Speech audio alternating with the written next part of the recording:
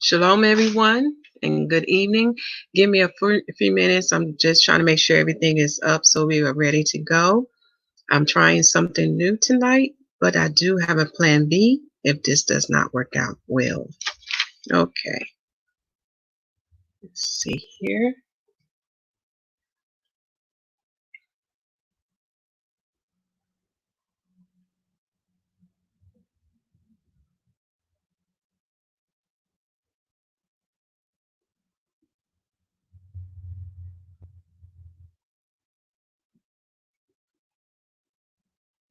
Okay, I see that's working out okay.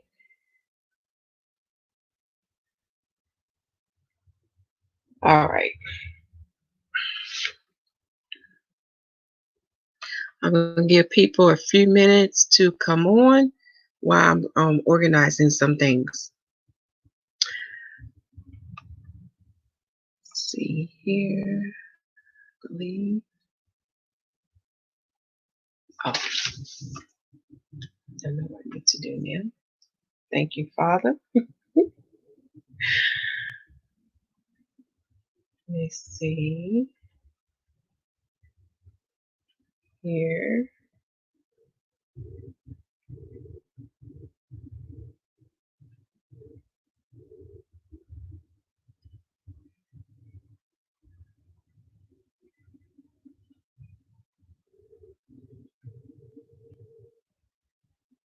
For those who just came on, shalom, shalom. Just give me a few minutes and we'll be getting started.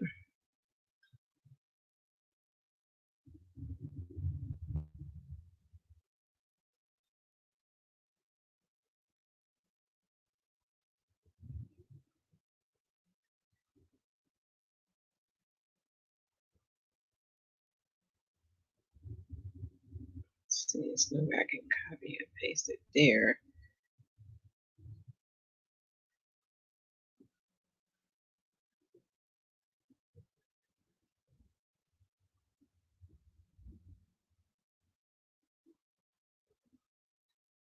Shalom, my brother. How are you? Shalom.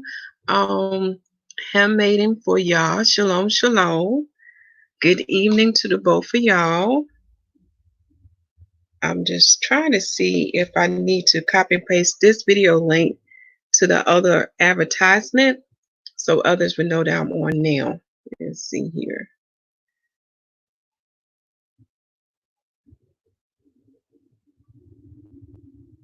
I might have to go to my channel. Let me see.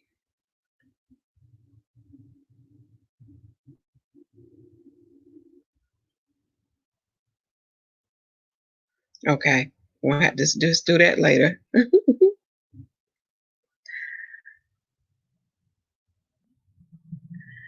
All right. Shalom to the bride of the Messiah. Shalom to the 144,000.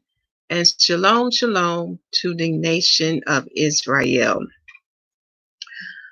I know a lot has been going on, especially in the media, with our brothers and sisters who are famous.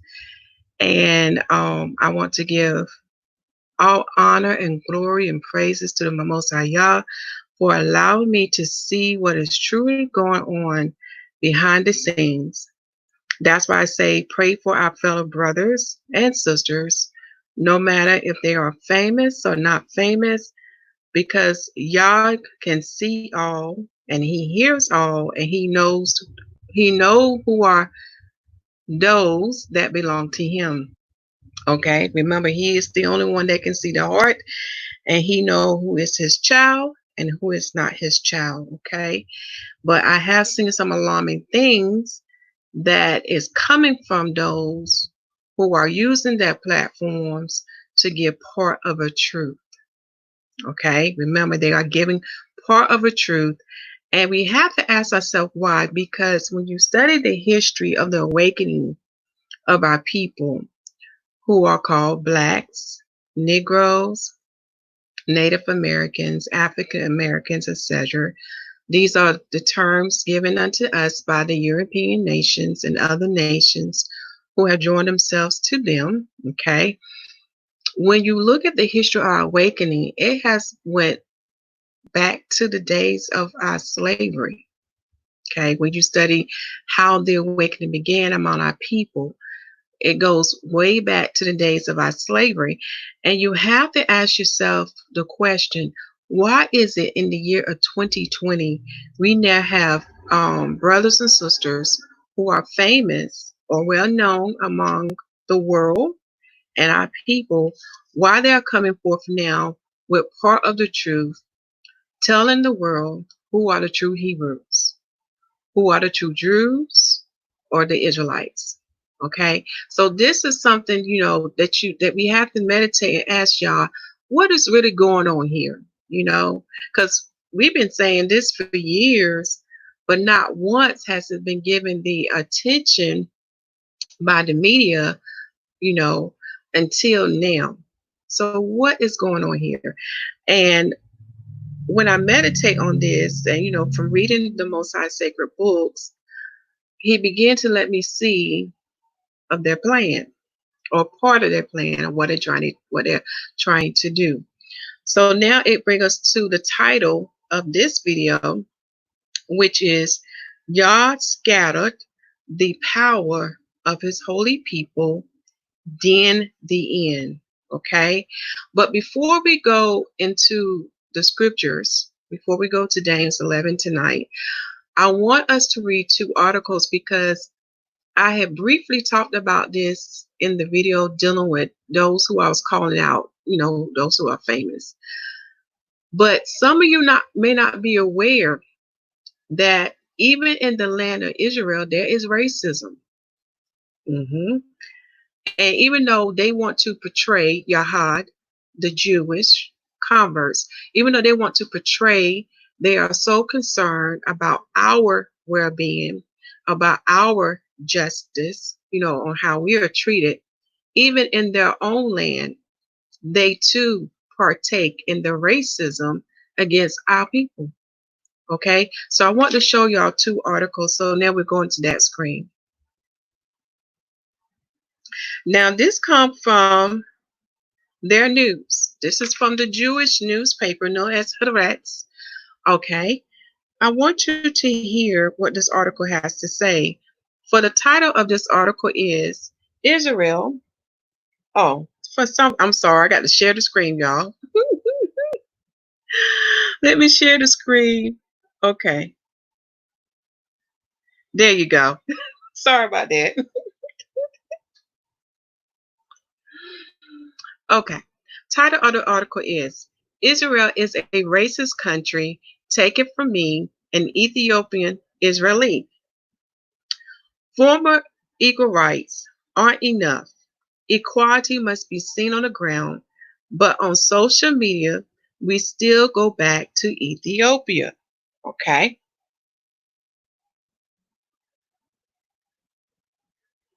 Now, this article was published on June the 30th in the year of 2016, as we can see here. And you see the author of this article. I'm not going to try to pronounce her name. Okay, but I want to make sure we get credit too. All right, but the article goes on to say, Israel is one of the most racist countries in the world. Do y'all hear that? Israel is one of the most racist countries in the world, said, and I'm not going to try to pronounce her name, but her last name is Ncredible, and she's an Ethiopian, born in Israeli, model and actress. Okay, she's a Israeli model and actress.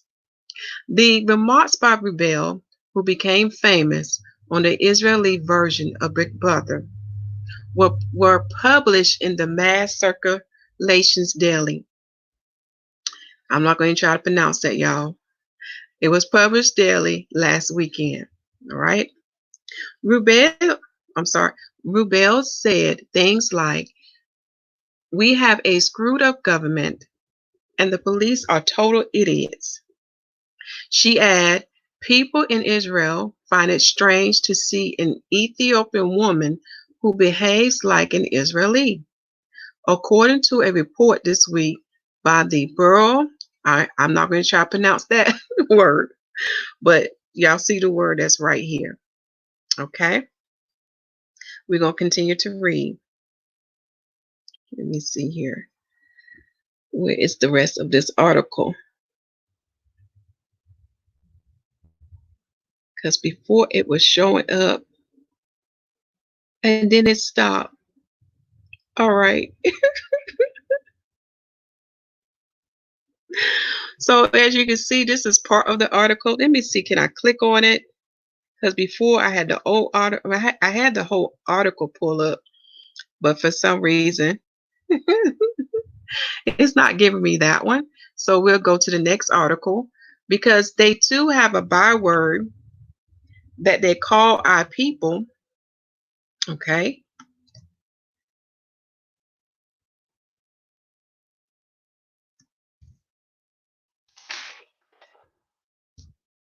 And I also pulled that article up. Both of these articles are listed in the video description box, so you'll have access to them. Okay, this article comes from the New York Jewish Week. Make sure y'all can see it. Okay. And it is dated July, then we make sure that's the right date. I just want to make sure. Okay, this article is titled, wait till it come up, Decades of Frustrations for Ethiopian Jews. Tel Aviv Violet highlights Ncredible's discrimination, violence faced by immigrant community. Forgive me if I mispronounce this, by Michelle Chabin. It's dated May the 5th in the year of 2015. Okay, it's done at 12 midnight.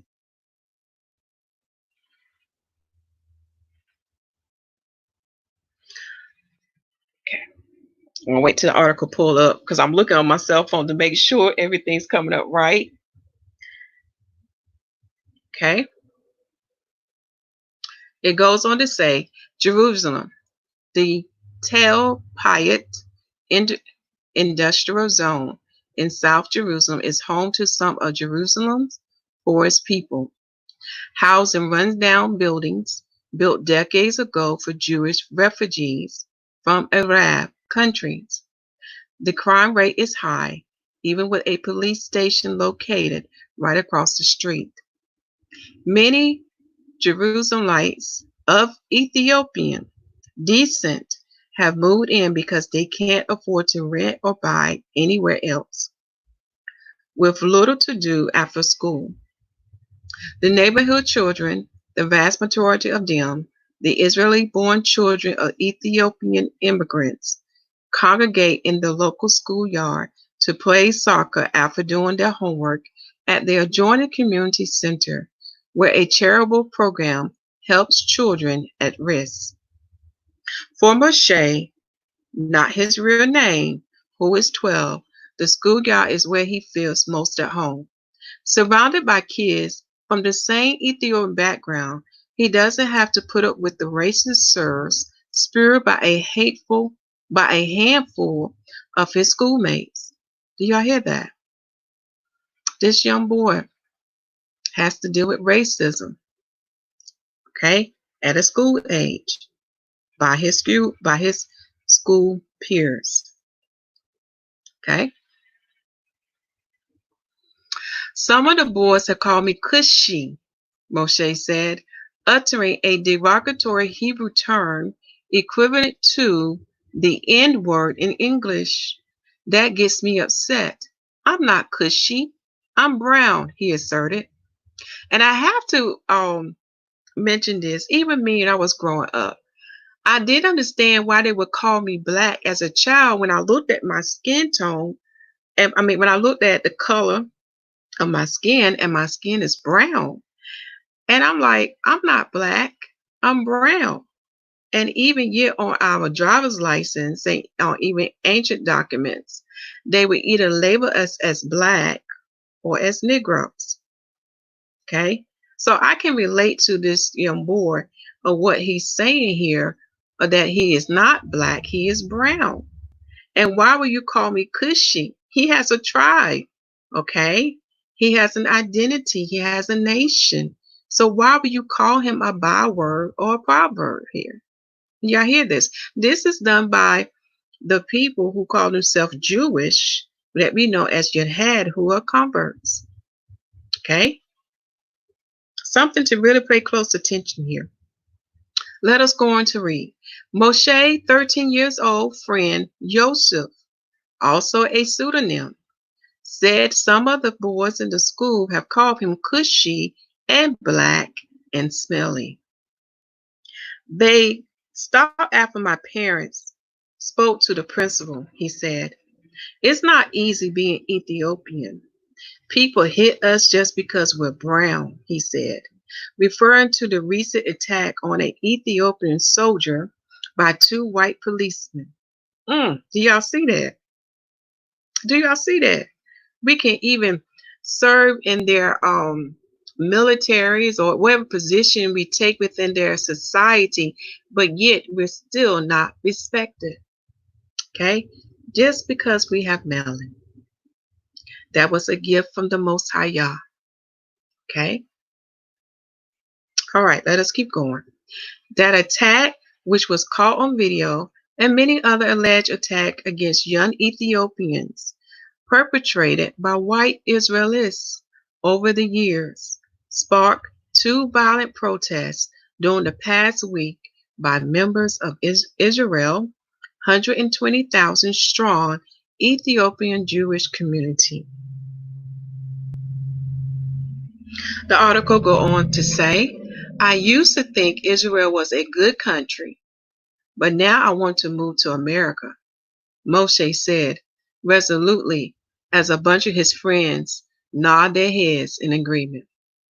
But only if this baby knew the truth. We're getting the same treatment over here, baby. Okay? Let us go on to read.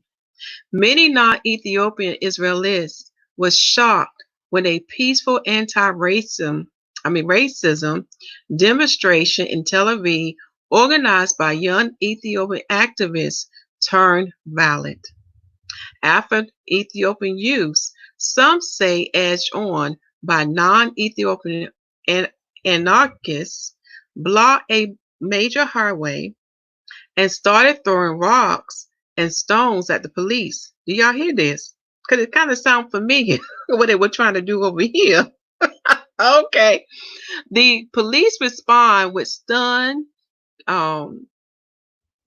grenades, and water cannons.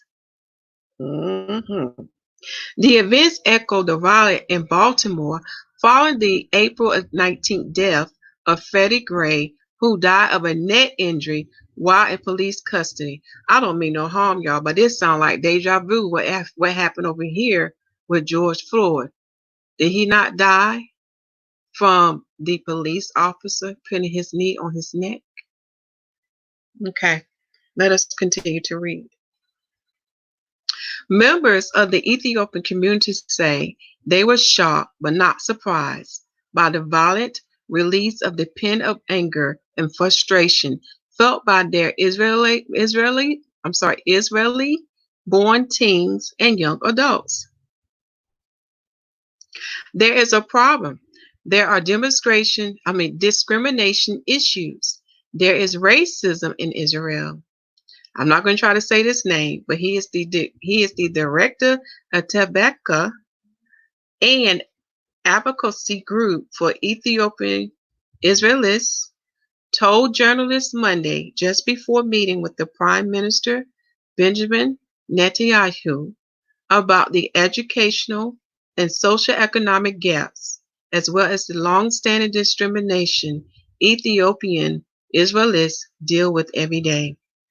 Now, I do want to see here, because there is a video on YouTube that will give you more insight of what the Jews experienced that came out of Ethiopia when they had when it was brought to the land of Israel.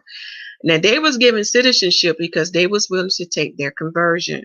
To understand why they would do that, you need to read the book of Dan. The book of Dan is one of the 12 patriarchs will give you more insight. Now it has been brought to my attention in the past that not all of them are from the tribe of Dan. Okay, there may be others who are from the other tribes of the 12 tribes of Israel. But however, most of them have um, reflect their lineage to the tribe of Dan. And it will fulfill biblical prophecy. It also ties into prophecy that is given unto Dan in the book of Genesis. For you would truly begin to understand why our father Jacob said unto Dan, I see thy salvation. Because when the Messiah shall come and establish his reign upon the earth, and establish his church in Zion, okay, then that's when Dan would come in. That's when Dan would be received. And this is why you do not see the tribe of Dan in the 144,000. Their inheritance shall be different, okay? To understand what their inheritance shall be, you have to read Ezekiel chapter 47 to 48. However, I recommend that you read Ezekiel chapter 40 to 48 to understand what would take place in the earth when the Messiah come here. Okay? As far as when the nation of Israel is restored back to their proper place. Okay?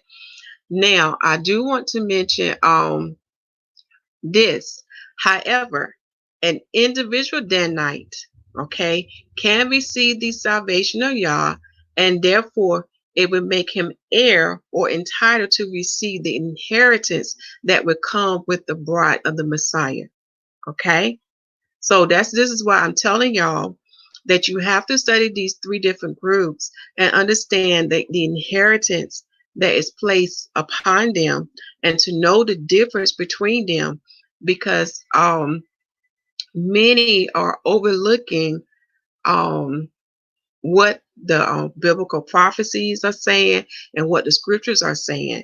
But when you allow the word, which is the spirit of y'all, teach you these mysteries, you begin to understand there are three different distinct groups, and each of them have a certain position, a certain inheritance in what is yet to come. Okay? Let us go on to read. Some of these gaps haven't closed significantly since 1980s. Do y'all hear that? They still going through. All right. Since the 1980s, when Israel first began bringing Ethiopian Jews to Israel, adults who migrated, many of them farmers, found it difficult to learn Hebrew and adapt to a more urban way of life. Their children, including those who did not arrive in Israel years before the parents, were sent to Hebrew-only boarding schools. Some forgot Amharic. I hope I said that right, y'all. Their parents' only language, away from home and exposed to a more modern way of life. Many lost respect of their traditional parents. And this paragraph you want to really pay close attention to, because the same thing that has happened to us over here in America has happened to them. And this is why when you learn about assimilation, you will learn that it was not a good choice for our people.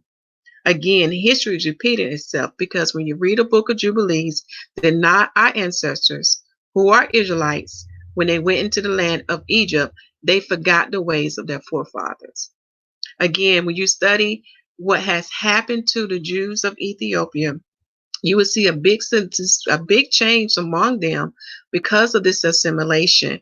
For one of the things that can be brought out, when before it was brought over, even though there was going through a lot of things, one thing that they didn't have a problem with is with divorce.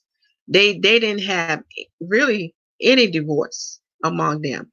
But when they came to the land of Israel and they assimilate with them, y'all, the divorce rate among them is very high. Okay, this is why it's going to tie into our marriage. Not marriage. It's going to tie into the message for tonight, so you can see what Satan is planning. because because what Satan is doing now, he is pushing unity and peace. But this unity and peace is not built upon the word of Yah. In other words, it does not follow the ways, the commandments, and the instructions of Yah to have unity and peace. Okay? It's based on Satan doctrines. And you'll see what I'm talking about as we go further in this discussion for tonight. Okay? Let us continue to read. I cannot say this person word, but they are a professor in the Hebrew University School of Social Work, linked the community frustration to decades of discrimination. 10 years ago, I did a study of the fathers and saw how immigration, poverty, and discrimination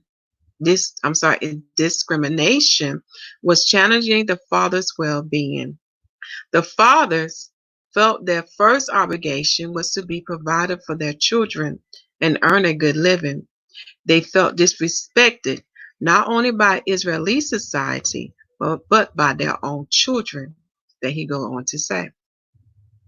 Adding insult to injury, many Israeli rabbis, I hope I said it right, or rabbis, thank you, Father, rabbis, have continued to doubt the Ethiopian community Jewishness, despite the fact that Rabbi Obadiah Yosef, the late chief Sephardi rabbi, gave it his kosher stamp of approval.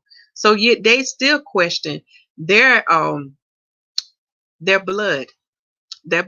They don't think they're the original Hebrews. Okay?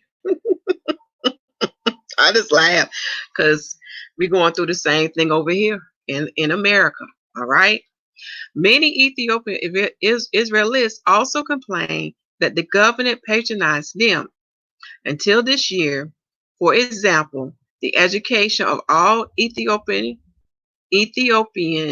Israeli students, including the 70% born in Israel, was under the auspices of the Ministry of Education Department for the absorption of immigrant students.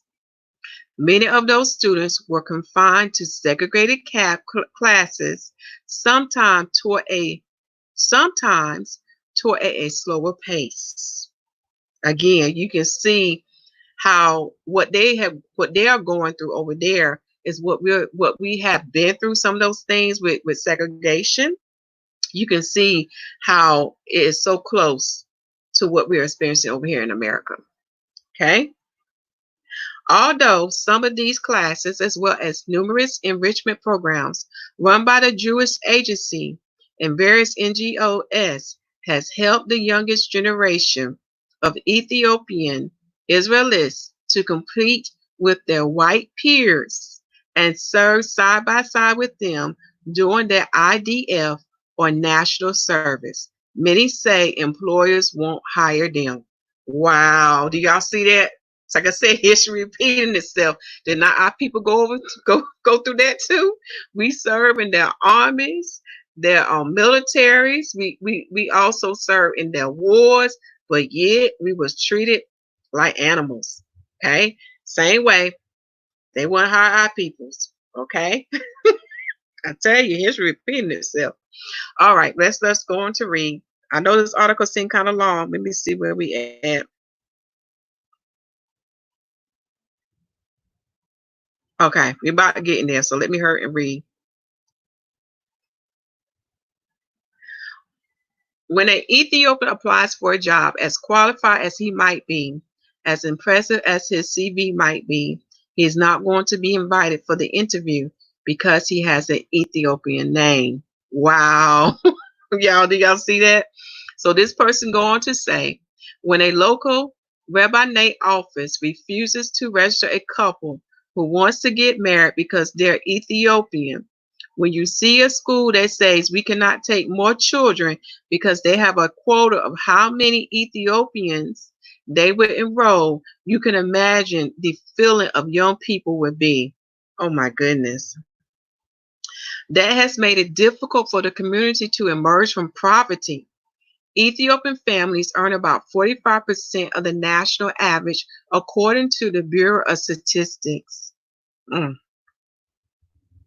Seated outside the beautiful modern Ethiopian synagogue, funded by the International Fellowship of Christians and Jews, right next door to some buildings in the industrial zone slums, Rabbi Shakar, I think that's Allen, the shul volunteer rabbi, bemoaned the institutional discrimination he said his community experienced day in and day out. My Israeli-born child don't speak Amharic, yet other school children call them Cusham, said Aylin, who moved to Israel from Ethiopia when he was 16. Israeli homes don't teach equality to their children. Security guards and police single out Black people, and especially our youth. I can't tell you the number of times, y'all, our youth have been beaten. Allen, a soft-spoken man who volunteers at the synagogue because the Ministry of Religious Affairs has refused to pay for a rabbi there, although it funds many other local rabbis, related how security guards and police often take our children to the police station and open a file against them, often for no reason. Y'all, does this not sound like our history over here in America? That is the reason he said that 40% of the youths held in Afek prison, a prison for minors, are of Ethiopian descent, according to Los Angeles Times. Ethiopians represent less than 2% of the Israeli population. Do y'all see that? They are the smallest among the Jewish people, but yet they have 40% of their children in prison. Do that not sound familiar like over here? Let's keep going. Despite these many challenges, Ellen said, I'm glad I made Aliyah. Israel has many good people, but they are drowned out by the others. Do y'all see that? The bad outweigh the good. So if you think about running over there is going to be better, I'm telling you, Hebrews. But I got to go to the plan that I need to show y'all tonight, what they have planning for y'all. And it's worldwide what they're trying to do. And it's dealing with what can not only save you, but it's dealing with something that they don't want us to lead the world into. Like I told y'all, it's a deeper thing behind this, and they're trying to stop it. But let us keep reading this article. This person go on to say, note that many of the protesters at the rallies carry Israeli flags and sing Israeli songs. Israel is our country. There's no us and them. He said, this is our home, but the community is crying out for the government to resolve this. As you can see there, they too are waiting on this as well. Okay. Let me see, can I go back to the other article? Because in the other article, only thing I want to point out, I'm not going to try to read that, but what you can do, this click on the link in the video description box, because she does talk about how they had given them birth control before they brought them over into the country. And that's something you definitely want to read. Okay. But for the sake of time this evening, the Father's telling me, see, can I refresh it? Because you know how they are. When we discover stuff, that's when they want to take stuff away. Okay. Because once the evidence is exposed, they want to, take it off. So the Father's telling me to try to pull that up. Let me see what I can do.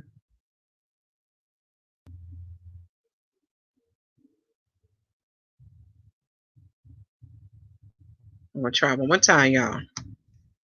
And if I can't,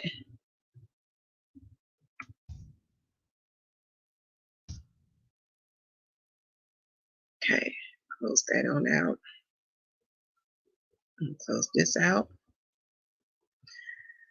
All right, I'm gonna see, can I bring it up? But if I can't, I'll definitely highly recommend that y'all read this article, because in the article it show you how they was using the same thing that they did in America, how they were trying to sterilize our people to prevent us from having babies and children. I mean, from having more children. And it's just amazing to see how what the Ethiopian Jews went through is the same thing what we are still going through over here in America. So can y'all hear me? Let me know if y'all can hear me. Can y'all type something in the box to let me know, can you hear me, before we get to the meat of this lesson now?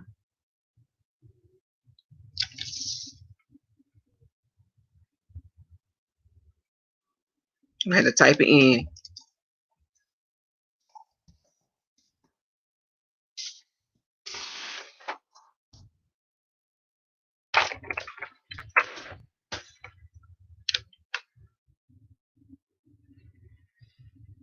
All right, can y'all hear me? Good. All right, let's go to the meat of this lesson. Okay.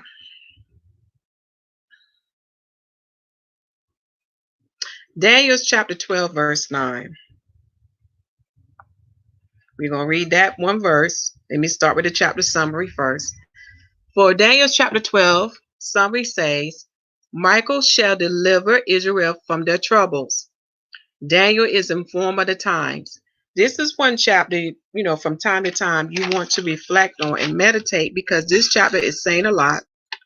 It goes with the book of Revelation and with what the high priest Ezra also prophesies, and with Daniel's chapter 11 and the other prophecies that Daniel gave unto us. But most importantly, it would go with the sealed book of Moses that we're going tonight. And the sealed book of Moses come from the sealed book of Mormon. Now, this book that I'm talking about is a book that is part 2 to the first book of the Book of Mormons. Okay, please, before you judge this book, I'm asking you to read this book first. It is it's listed in the video description box. I found a PDF link where you can print it out. Okay, I'm asking you to read that book first, because it will give you a greater understanding of the Book of Mormon, but it's going to give you an understanding of what period we're in now, and we're going to talk about that later on. Okay, so now we're going to Daniel's chapter. Not chapter, but now we're going to Daniel's verse 7 in chapter 12. Okay, I do recommend that you read higher up, because Daniel is asking the one that is clothed in linen. Okay, he's asking him, how long shall it be to the end of these wonders? So this one that's talking to Daniel is giving him the I don't want to say signs, but giving him the events that would take place that would bring forth the end. Okay, so we're just going to read verse 7 tonight. And I heard the man clothed in linen, which was upon the waters of the river, when he held up his right hand and his left hand unto heaven, and swear by him that lived forever, that it shall be for a time, times and a half, and when he shall have accomplished to scatter the power of the holy people, all these things shall be finished. Now, this is one of the verses you want to highlight, but tonight we're going to look at how the Most High, we're going to look at the Most High. The Most High says this, till he has accomplished to scatter the power of the holy people, all these things shall be finished. So the part we're going to focus on tonight is the scattering, the power of the holy people. Now, when we look at holy people, we already know it's dealing with what? The Hebrew Israelites. Again, they was what? Holy unto him, sanctified unto him. If you don't understand what that means, you're going to have to go and tour, as well as these sacred books, to understand how the nation of Israel became holy and sanctified unto the Most High Yah. Okay, so I already know that the word holy people is talking about Hebrew Israelites, that the word today called Jews. Okay, we know there are the descendants of what the world say, blacks, African Americans, Negroes, Native Americans, etc. Okay, we are the people who have melanin, in other words. All right, so but we need to look at this other part. It said the power of the holy people. Okay, and the reason why I'm bringing this out again, because I had talked about this before, is because of what Nick Cannon had wrote in his Truth and Reconciliation. Now, what I did in the video description box, I took a part of that apology that he made, because within that apology he made, he's giving you the plan of what the Jewish is trying to bring forth. Okay, and the reason why I call the Jewish the synagogue of Satan, because this is in the word of Yah. It has nothing to do with their skin color, y'all. Y'all need to go a little more deeper, because the Bible emphasized this, and it's written in 1 John chapter 3 and 1 John chapter 4. This is dealing with the seed, the spirit, one who they join their self to, okay, one that they go in covenant with. All right, so when you look at the Jewish people who are the synagogue of Satan, what makes them the synagogue of Satan is they keep the Talmud and the Kabbalah. Now, I'm not saying every individual, but I'm talking about as a nation of people, the majority of them follow the doctrines that are written in the Talmud and the Kabbalah. And when you study the history of that, these are the doctrines of Satan. Now, when we go in the Still Book of Moses, you're going to see how it goes even deeper, because there's nothing new underneath the sun, y'all. These are the same things that existed in the days of the sons of Adam in Genesis. Okay, so we're going to look deeply at this power, because what their ultimate goal is, they want to remove the power that the Father established in his holy people. Okay, remember what Nick said in his message. Nick said him and Michael Goldman, and I'm just saying on top of my head, more than likely Goldman is a Jewish man. Okay, they have been planning this thing together, and what they have been planning is to bring what they say now. I'm saying these are Hebrews. In other words, they're planning to bring the Hebrew community, which are African Americans, to join with the Jewish community. They want to bring these two communities together. In other words, they want us to join with the YAH, and by us joining them, what's going to take place? Assimilation. And we can see what would be the outcome of that by just looking at our brothers and sisters who are the Jews of Ethiopia. Okay, look at the conditions they're going through. All right, but Nick and Mr. Goldman are planning to bring these two nations, or these two groups of people, together. And you need to ask yourself why. And the answer can be found in verse 7. Because the precept to the verse 7 is Ezekiel chapter 11, verse 16. Now, we're not going to go there tonight, okay? But I'm giving you the precept. I'm going to type in the box. I want you to read Ezekiel chapter 11, verse 16, okay? For the sake of time, when you look in the Strong Concordance, when you look at the word sanctuary in Ezekiel chapter 11, verse 16, the Most High saying to us that he will be a what?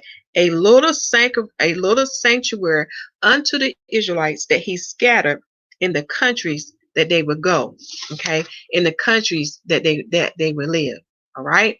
Now, when you look in the Strong Concordance already, what it brings to my first attention, I know that sanctuary represent what? The tabernacle. We being his tabernacle. It relates to what is also written, I think it's in John chapter 3. Let me find that chapter for you so I can type that in the box as well. Is what the Messiah told us. He said what?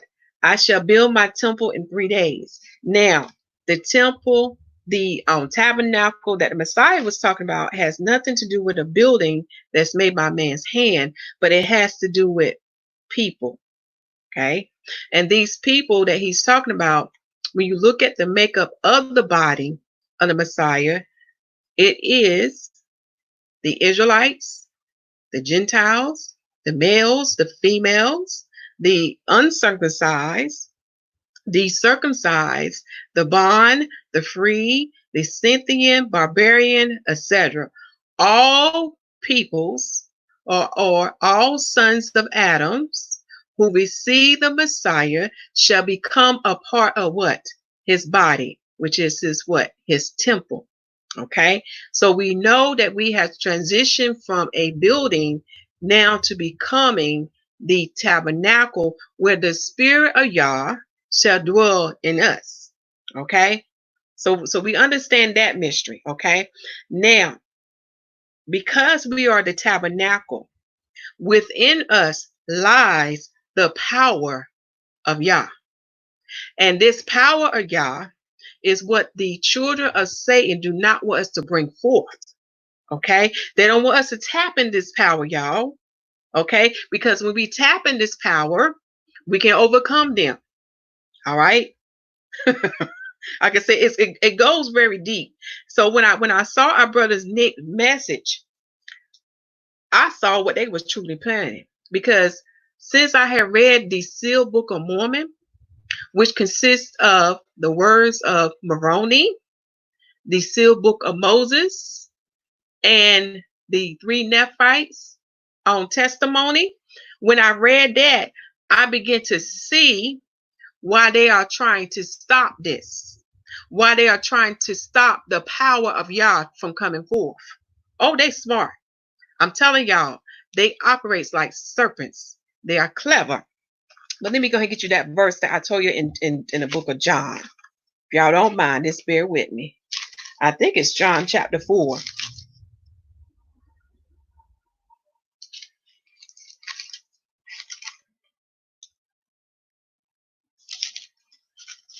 Oh yeah, also read John chapter 4 because he gives you the understanding that we have to worship the Father in spirit and truth, and that's how we're doing it. That's how we do it because we become the tabernacle of Yah. So not only read John chapter 4, but also read John chapter 2. Okay, I'm gonna type that in.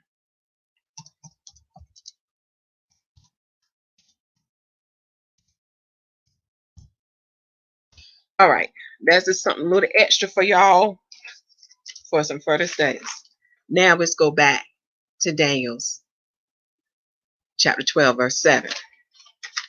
Okay, which bring us to read for tonight. I'm going to open up with the sealed book of Mormons.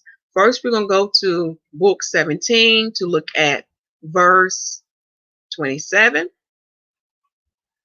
And then we're going to read a part of chapter 6. And then we're going to finish out with chapter 7. And they're short. Okay. So I'm asking you to bear with me tonight because we're going to be eating some good bread and drinking the water that will cause us never to thirst again. Okay.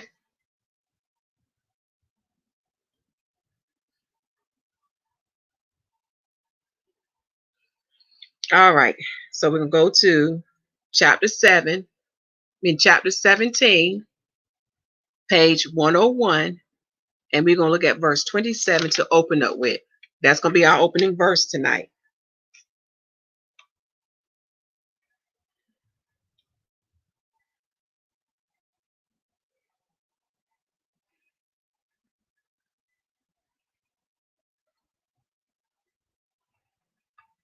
Okay. Almost there. Okay. This is where I'm at.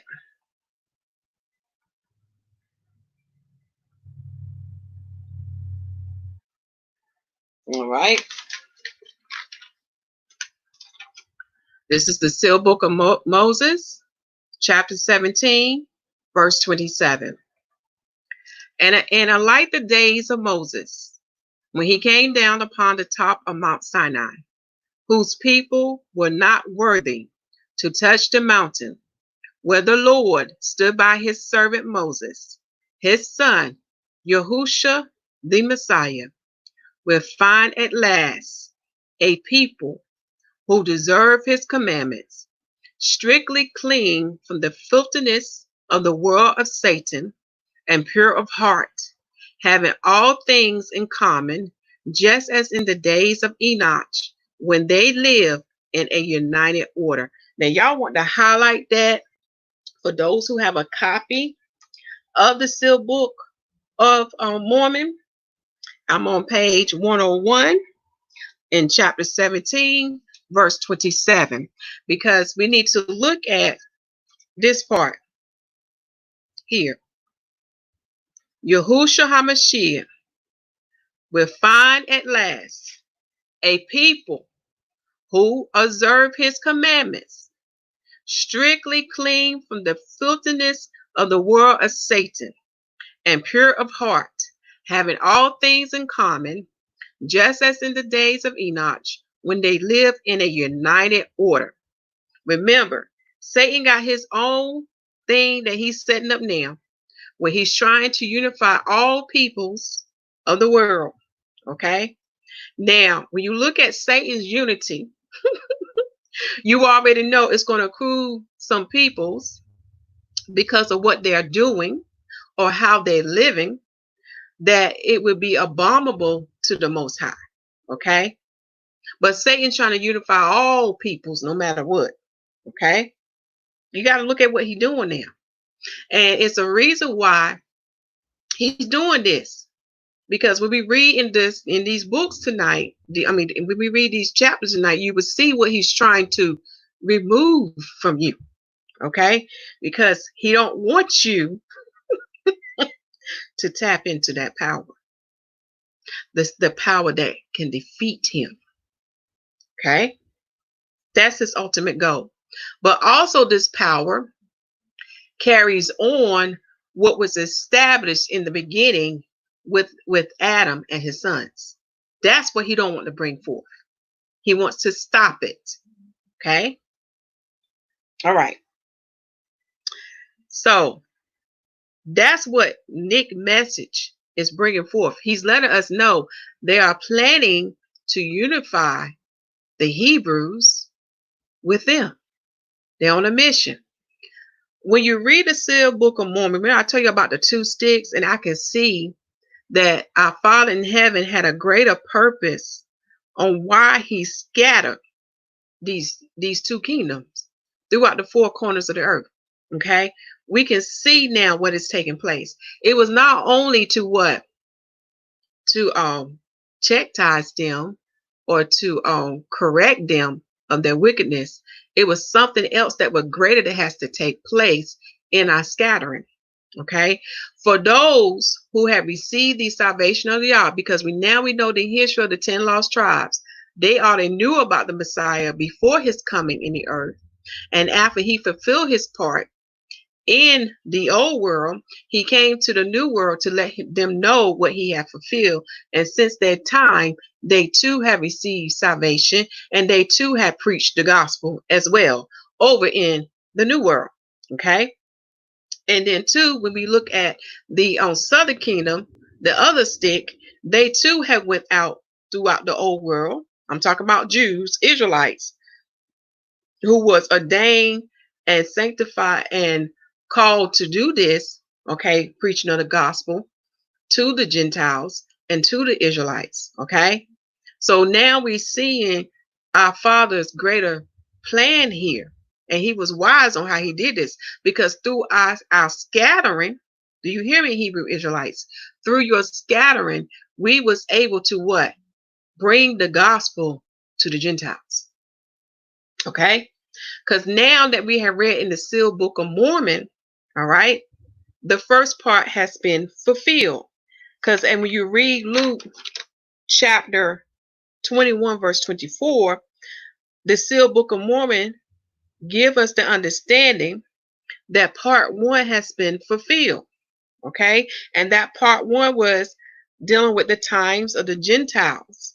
Okay, their time has been fulfilled now. And what that means is those who are of Yah, or those that Yah has called unto him, they are now grafted in the vine. They are now grafted in the olive tree that Romans 11 talk about. So now that part is fulfilled. Now we are in part 2, and that part 2 is now to take us to a higher level now with the Father and the Son and the Holy Spirit, okay? Because in this part 2, we're going to be what? Delivered from the doctrines and traditions of men. And again, this is another trial unto us, okay? To purify us, to edify us, to refine us, and to sanctify us. Because right here, when the Messiah come back to the world, okay, when he established that reign, he's coming back to a people that we will be what? Pure and pleasing unto his Father in heaven. And these people will have the filthiness removed, okay? They're going to be clean, all right? Because when you see what's coming to the earth, these tribulations that's coming to the earth, it's going to try them, it's going to refine them, it's going to purify them. Get them ready, okay, for what's coming. Right now, the bride in the 144 has graduated. We there, okay? So, we have a part to play in this divine story. And we have a greater inheritance that would come on us because we are the group that come in by faith. We didn't have to see it, all right? But for the rest who come after, their inheritance shall be different from us. All right, okay. Now that we have opened up with that, another thing I do want to point out, notice that when he comes back, we're going to be a people just like the people that was with Enoch, okay, in the city of Mount Zion before they was caught up. We're going to be just like them, okay? We're going to be one people. We'll have one mind, and that is the true united order, all right? Okay, now let's go to chapter 6.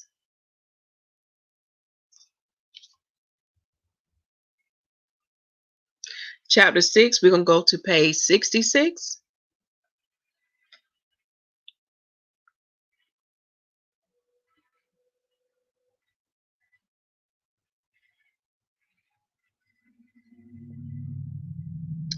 And then we're on page 66. We're going to look at verse 7. Okay? We're going to read verse 7 through 12. And that starts on page 66 and end it on page 67. Then after the flood and the destruction of all ungodly people in the world of mankind, Noah and his descendants were to rebuild a new earth, which would be pure in the sight of Yah. For all the earth have passed away by a baptism for the purpose of representing a new creation in the sight of the heavens. Now, in this verse, I want you to focus on and notice how the flood destroyed all the ungodly people. As we read further, you'll begin to understand what made them ungodly. I'm telling y'all, this thing go deep. All right? Verse 8. It was thus that the true worship was restored again by Noah and the other 7 survivors of the flood at the beginning of the time. They left the ark as a symbol of deliverance for offering sacrifices to Yahuwah under Noah's leadership. He built an altar to God and took some of all the pure animals and all the pure flying creatures that were among them, and made burnt offerings on the altar in praise and thanks to God for his act of salvation in regards to the sons of men and all the animals he selected to exist on the inhabited earth. So as we see here, Yah was able to save a remnant of Adam, okay? And through this remnant, it was to bring what? True worship. And we're going to begin to understand what that true worship is.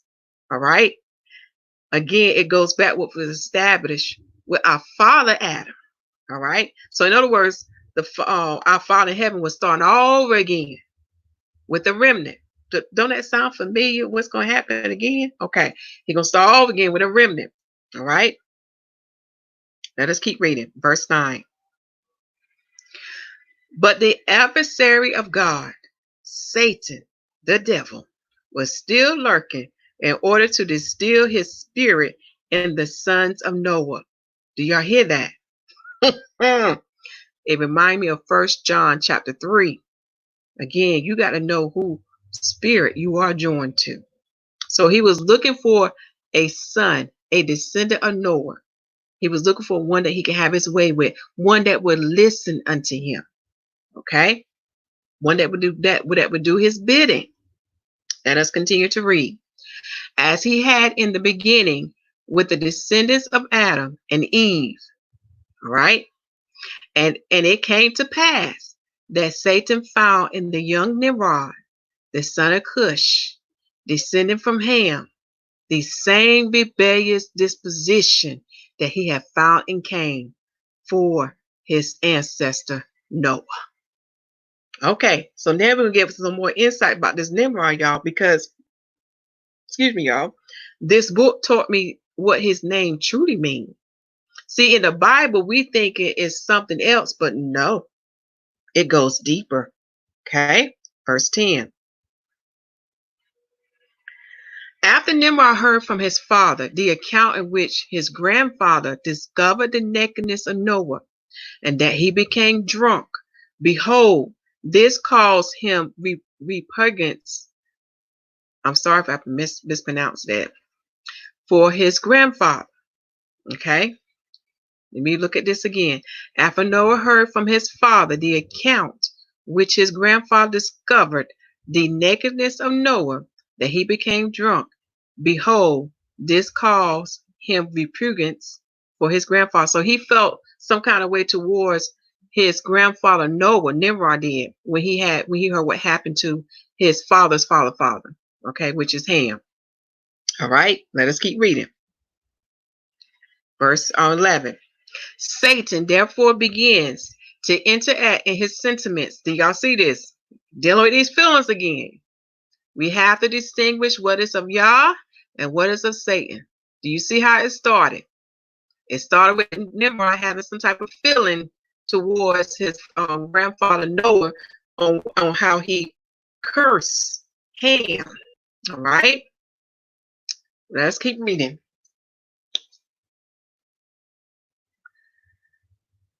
Begins to interact in his sentiment and to develop in Nimrod for how much he was still aboard. The desire to overlap the blessing of Noah upon his descendant Shem, that it would be through him and his seed that the future descendant would come. Do you hear that? So they knew that the promised seed, Nimrod knew this, that the promised seed or the promised descendant would come through the lineage of Shem. Okay? Through the genealogy of the righteous descendants of Adam to Abram, whom God later took from among the people of of the Chaldees to strengthen their covenant with the righteous sons of Adam, to begin with Seth, Enos, Canaan, Mahalalel. Excuse me, y'all. I'm terrible. Forgive me. Jared, Enoch, Methuselah, Lamech, Noah, Shem, Arphaxad. I don't know. Forgive me on that one. I don't think I pronounced that one correctly. Shelah, Eber, Peleg, Ru, Serug, Nahor, Terah, and Abram. Therefore, Nimrod would be outside the presidency of the priesthood, even a possibility of the promised descendant coming from his seed. Now, this paragraph you do want to highlight and underline and come back to it, because it's giving you how the order of the priesthood is passed upon the lineage. It's not given to anybody. Okay, again, you have to be chosen and called for that priesthood. All right, I'm going to read verse 12. And then we'll come back to verse 11. It was then that Satan proceeded to stir up the heart of Nimrod for the purpose of becoming a mighty hunter in opposition to Yahuwah, which means in the language of the Hebrews, hunter of men. That is, one who hunts men with purpose of enslaving, thus acting in opposition to the precepts of freedom, and standing to all men created by Yahuwah. In this way, Nimrod, backed by Satan, became a warrior and conqueror of people. Now let's go back. But before we go to 11, let's look at 12 again. Now you begin to get a true understanding of Nimrod's name. It's not that he was a hunter of the beasts. Now we're seeing what this verse is saying unto us. He is a hunter of men because he is the one who hunt men with a purpose to what? To enslave them. How is he slaving them? Okay. We're going to read further and you're going to see how he's going to enslave them. All right. It's dealing with something deep and spiritual, not the physical part. I mean, physical is part of it, but it's what was tied to the physical is something spiritual here. Remember, the carnal and the spiritual go hand in hand. But I want you to also highlight that paragraph because now you get the true meaning of what Nimrod means or what the hunter of men means. He is the one who hunt men with a purpose because his purpose to what? To bring it into enslavement. And then it goes on to say he's in opposition to the precepts of freedom, extending to all men created by Yahuwah. And we're going to begin to understand what the precept of freedom is as we read further. Because what the Father had put upon Adam in the priesthood of the Son of God, okay, of the priesthood of the Messiah, all right, it brought what? Liberation, all right. But now let's go back to verse 11 because here I want you to take note how this priesthood is done. It's not placed on just anybody. Okay, very important for you to understand how that must take place, because then you begin to understand why the nation of Israel had to come forth. Okay, and I'm trying to think. I think I've skipped something. I'm trying to see, make sure I didn't skip. Yes, I do need to go to that chapter. I have one more chapter to add. We got to go to chapter 3. And we have to read verse 81 to 84, starting on page 39, to see how that order, that priesthood must take place. Okay, so where I'm going to take you now is the precept to verse 11. We're going to chapter 3. We're going to read verse 81 to 84 on page 39. Okay, notice here, it gives you the lineage starting from Adam all the way to Abram. Okay, on how this order of priesthood should fall upon, or in other words, whom it was given over to. Won't just given to any one of the sons of Adam, but notice how it had to take place. Okay, so we're going to come back to the next chapter, which is chapter 7. But first, let us go to chapter 3. Okay.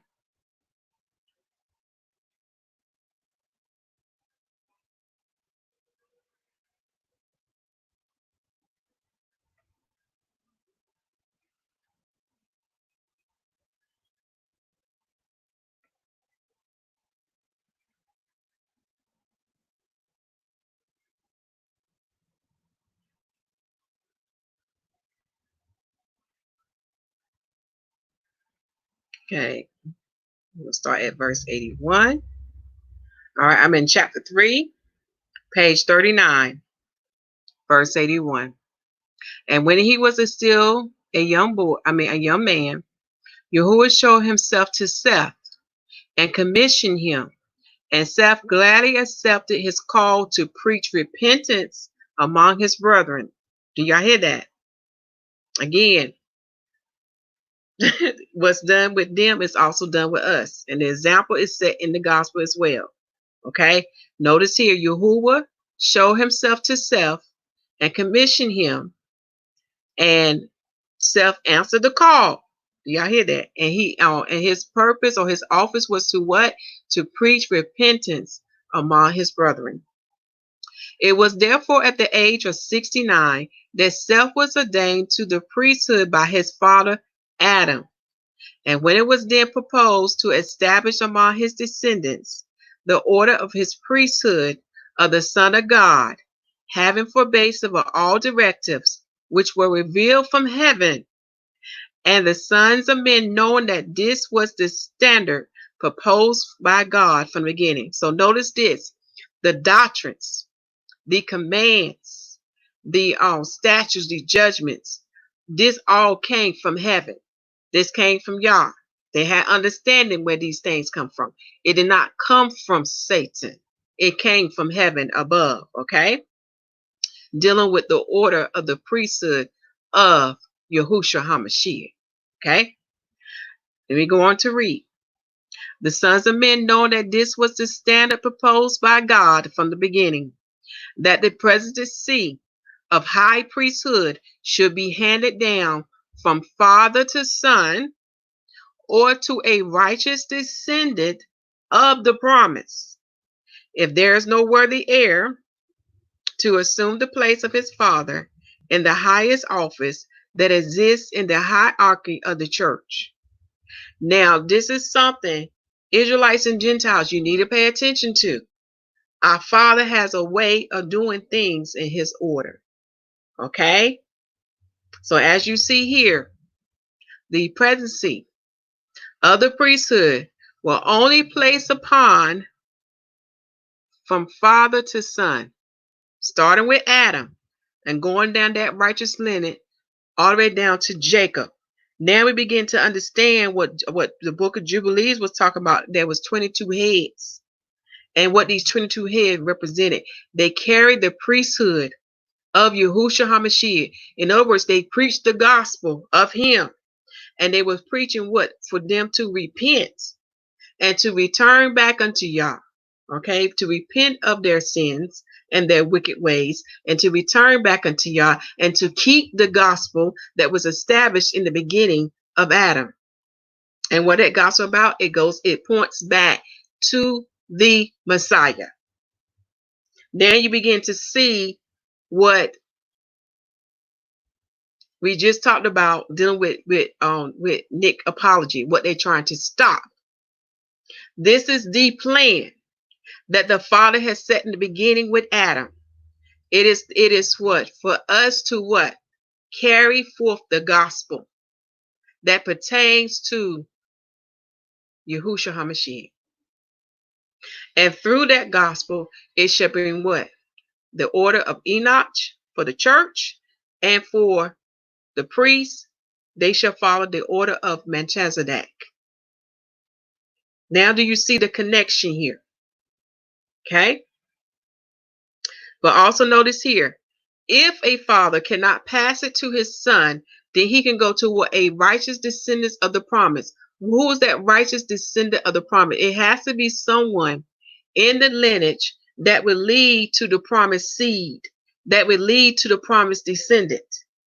Do y'all see this now? This is why the Father reminded me, when you go to Genesis 15, at the time Abraham, my father Abraham, didn't have a son, but yet he was willing to pay the inheritance to one of his servants. But the Father said, not so. You will have a son. And this is the reason why, because that priesthood that was put upon Abraham had to be placed on his descendant that would bring forth the promised seed. Okay? Let us continue to read. 82. Therefore, the priesthood presidency of the Son of God belongs rightfully to the literal descendants of the chosen seed. You want to underline that? It just confirmed what I'm just telling you. Okay? Let me read that again. Therefore, the priesthood presidency of the Son of God belongs rightfully to the literal descendants of the chosen seed, to whom the covenant promises have been and will be made, and this same order that has always existed will exist until the end of the world. You want to underline that. Ooh, now we see it. Daniel chapter 12, verse, make sure I got it right. Verse 7. That's the precept. Oh, now you see why they are trying to attack the Hebrews.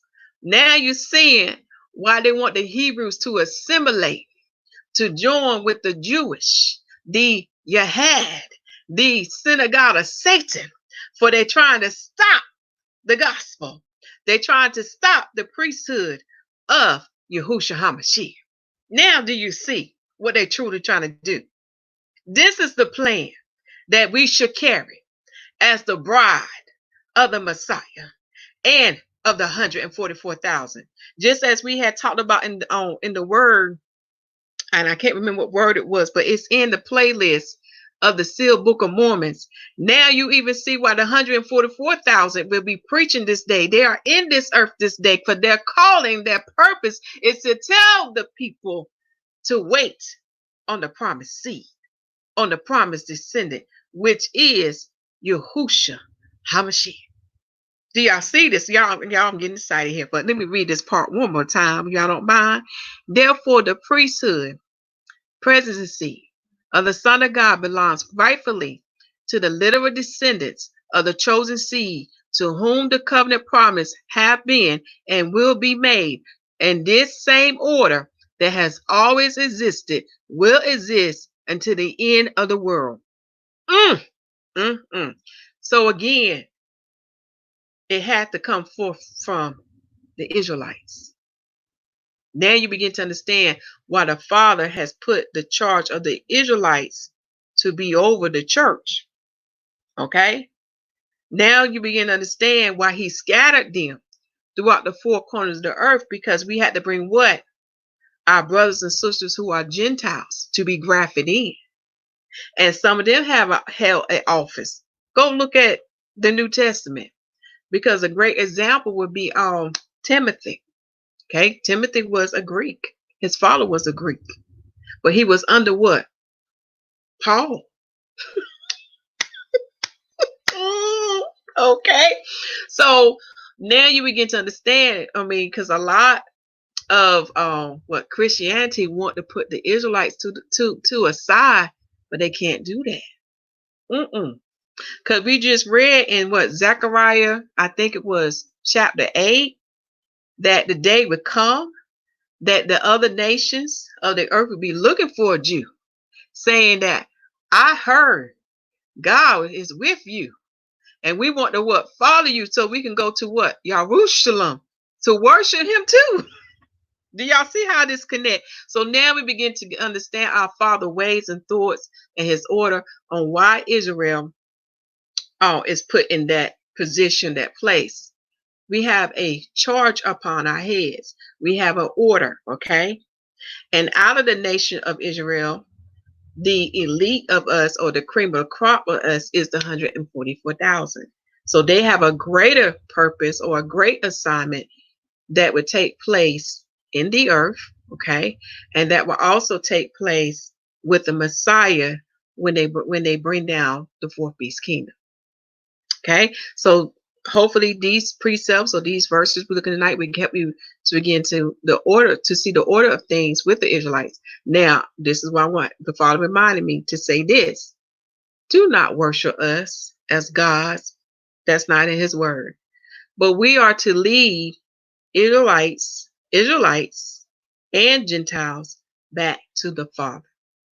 This is what Satan wants to stop. They don't want us to lead y'all back to the Father and to the Son. Okay? Let us keep going. Therefore, Adam, the president of the high priesthood in his day, spread the gospel with self and, and came to confer priesthood on Enos, son of Seth, when he was 134 years old. Okay? And God called Canon, the son of Enos, by a messenger in the wilderness, when he was 40 years old, and he proceeded to preach repentance to the sons of Cain and the descendants of Adam.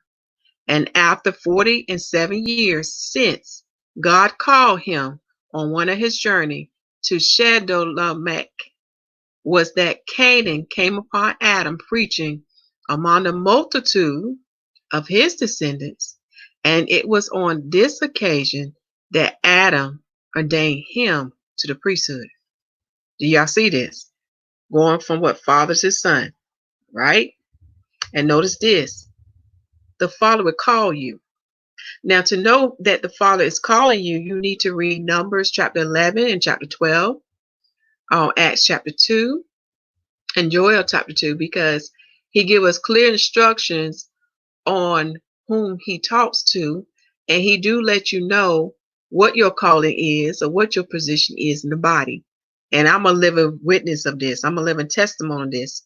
He has shown me in the way that it is written in the Bible. And I have received the water baptism and the Holy Spirit baptism.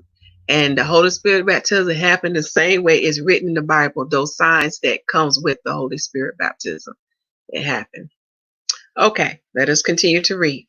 Verse 84, and it came to pass when Adam was 927 years old that he gathered together in a place called Adam, Ondai, and Ammin, and Enos, and Canaan, and Mahalaleel, and Jared, and Enoch, and Methuselah, all high priests of the holy order of the Son of God, and there bestowed the keys of his presidency on the head of Seth, being blessed by his fathers 3 years before Adam's death. So now you're beginning to understand that this priesthood that followed after the order of Melchizedek cannot be displaced upon anyone. Okay, the Father has a certain order of things. All right. Now we're going to chapter 6.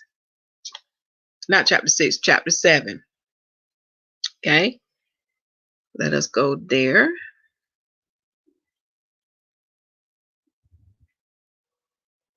We're going to go to page 68 for chapter 7. Let's see what it say. A little bit too far down.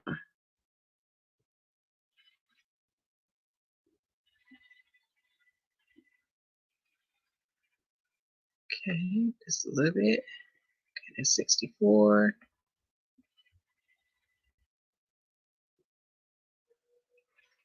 Chapter 7. Nimrod himself elects the promised descendant. Babel is built.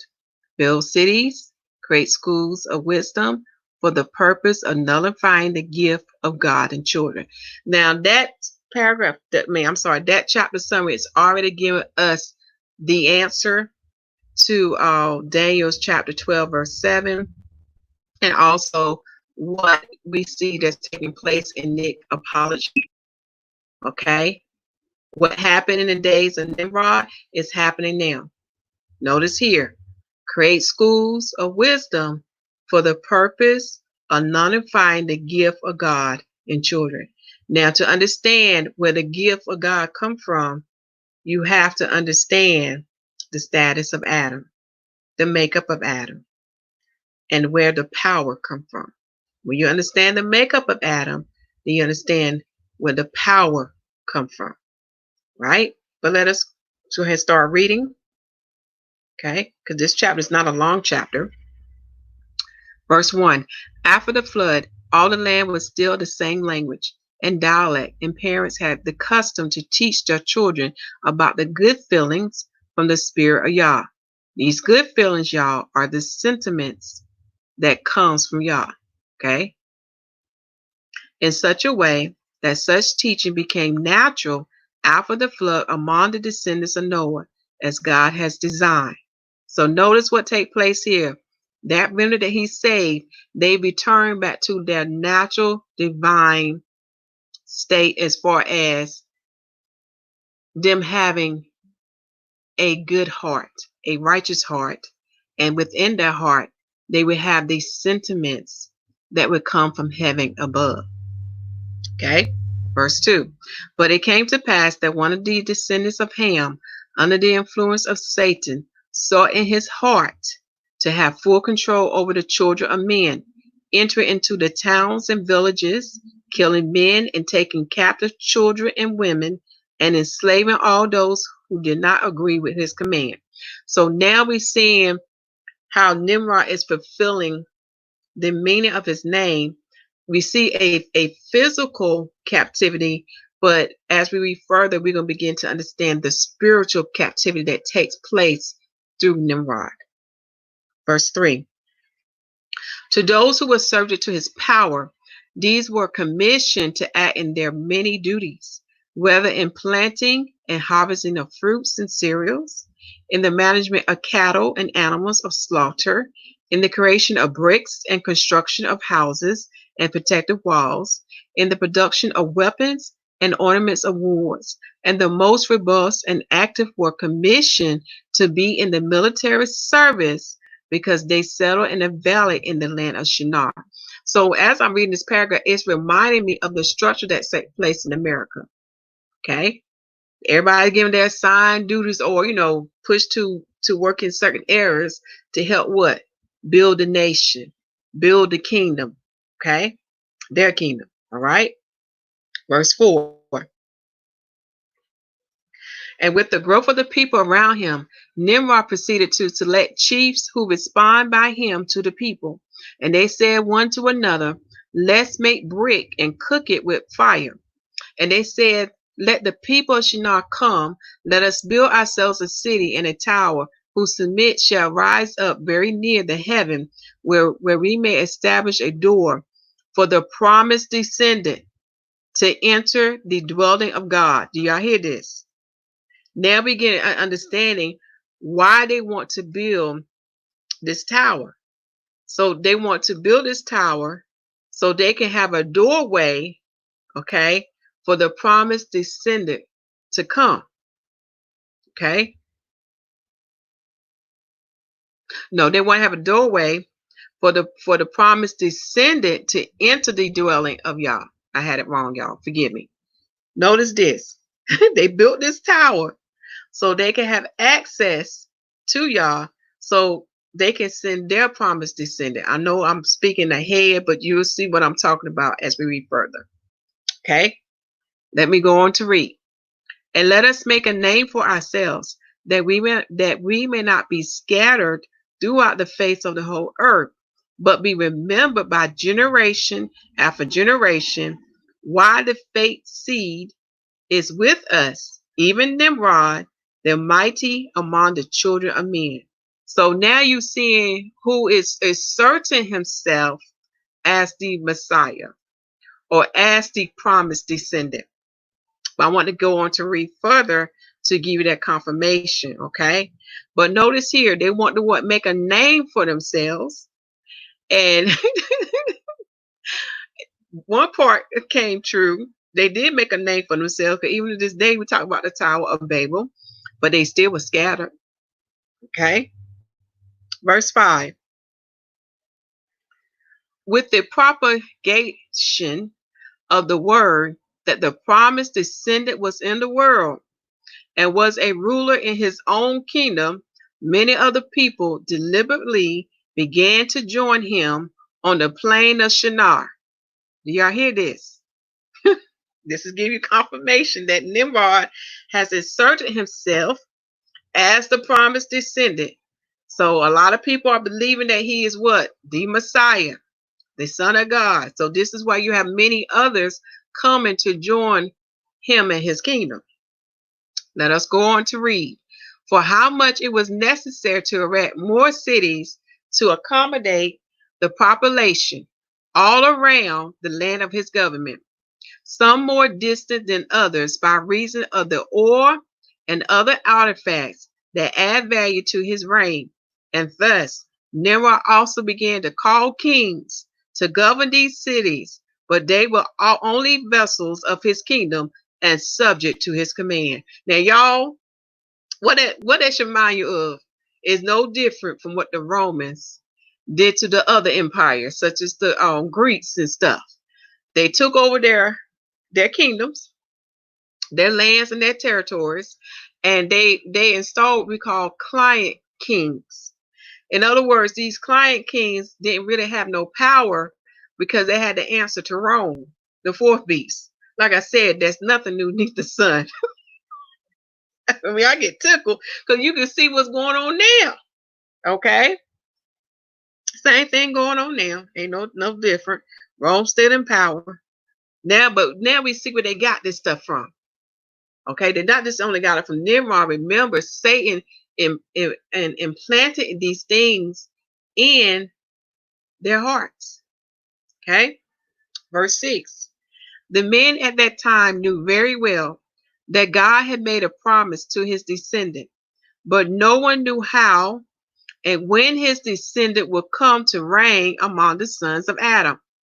With this, Satan began to twist the meaning of the promise and apply it to Nimrod, who came to take advantage of this circumstance, since from his youth he sought in his heart to attain the presidency of the priesthood of the only begotten Son of God.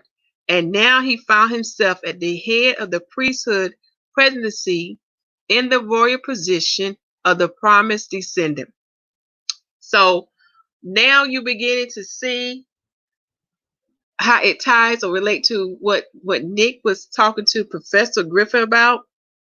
Another thing that I noticed, those who come out that acknowledge who are the Hebrews, notice how they mix other doctrines in, such as the doctrines of the Egyptians. But as we begin to read the sealed book of Mormon or the sealed book of Moses, you begin to learn the history of that. See, our father Adam. Adam knew that the Messiah would come in the earth. He had knowledge of this. And this was passed down to his descendants. So now you begin to understand or see how the Egyptians came to having the same story, okay? Because remember what I told y'all on Yahuwah prophetic messages, Satan copies the Father and the Son. And this is the proof. So when you see what took place with Nick Cannon and Professor Griffin, that's another thing that they have on their agenda. They are trying to, weaken the gospel of the Messiah by mixing other doctrines so people won't take the gospel seriously. In other words, they look at it as being watered down. They're like, oh, it's in the Egyptians' doctrines. It's in the Greek doctrine. You know, each nation had their own version of this promised descendant, that would come through them. Each of them had their own version of this. But now you can see where it came from, the root of all this. Okay? Hold on, I need to look at my notes here just to see. Yep. Because in my notes, this is how I wrote on the side. This is where you see the twisting of the promised seed, the doctrines that twisted the truth. And here's your proof. Okay. Now let us go on to read. Oh, also notice how here Nimrod is sort of himself as the promised seed, which is no different from what is happening now. Look at the kingdom of Rome. Look how they inserted themselves. Okay. Look how they put up their Messiah and how they made the whole world to worship this false Messiah, which has nothing to do with the true Messiah, because none of those characteristics that you see in their paintings matches the Bible. Okay. For example, let's talk about hair color. When you read Matthew chapter 5 and Leviticus chapter 13 to 14, you will learn that an Israelite hair color is either black or white. Now today, people say white is gray, but it's your crown of wisdom. Okay? But when you look at the Jewish people today, what color hair they got? They have blonde, red hair, and brunette. So what happened? How can a whole nation of people hair color just changed like that.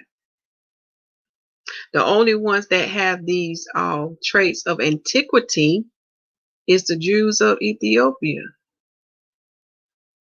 Which brings me to this.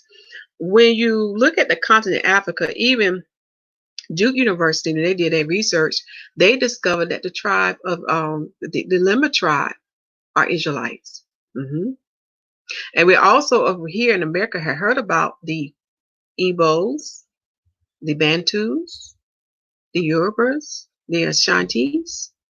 They all have been somewhere either documented or have announced to the world that they are Israelites too. And look at their traits of antiquity and compare what's written in the Bible. But yet people reject what the word tells them, and they only go with the doctrines of men. But these doctrines of men don't even come from the Bible or the sacred books. Something to think on. But let us keep reading. Verse 7. In harmony with their selfish desire to create for themselves a great name, he elected himself as the promised descendant. That's what Nimrod did. It was then that Nimrod chose a priestly caste to represent him as the Son of God. These priests, in turn, came to attain help from Satan by means of powerful works and portents, little by little, began to create. I'm trying to say that word, y'all. I think it's hard. I'm gonna mess it up. And priestly garments, by means of signs and handshakes, began to separate the high priest from those who were less important. Y'all want to highlight that, because now you begin to see where they get their language from, like their handshakes and these signs and symbols, like the triangles, the 5-pointed star, which known as the Star of Baphomet, the 6-pointed star, which is the star of Saturn. Okay, now you begin to see where the root of this came from. This all came from Satan. Okay, y'all, I don't know about y'all, but I'm getting fed good tonight. What about y'all? Y'all getting fed good tonight?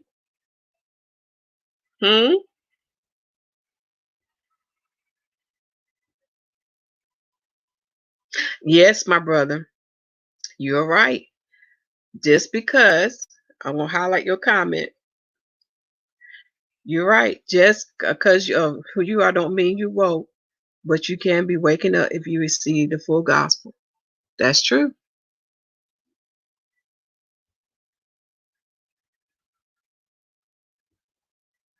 Okay. Yep.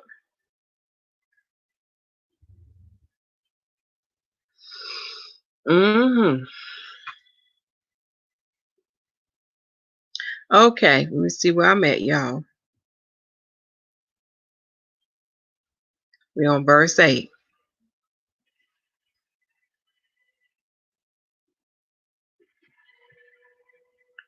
Verse 8. Soon the high priest of the order of Mahan, remember Mahan is what? The priesthood of Satan. Okay.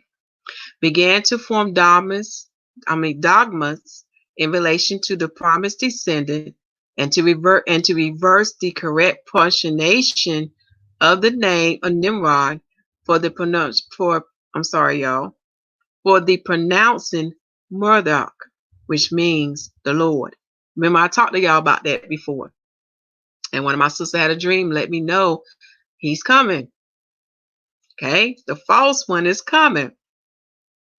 Now we can see how, do y'all see how the what was tie in the now and what is yet to come? Okay, so the anti-Messiah is coming, right? Verse 9. In these days, when Nimrod succeed in promoting false self-worship as the promised descendant, he and his confederates began spreading the priestcraft through the land to keep the absolute control of the children of men, and being known this secret only, the priest cast, in which he is the Lord of this great secret and high priest of Mahan order, therefore Murdoch. Okay? The false one. The false anti-Messiah. The false son of God. Now we begin to see how he is a hunter of men and how he will bring them into bondage.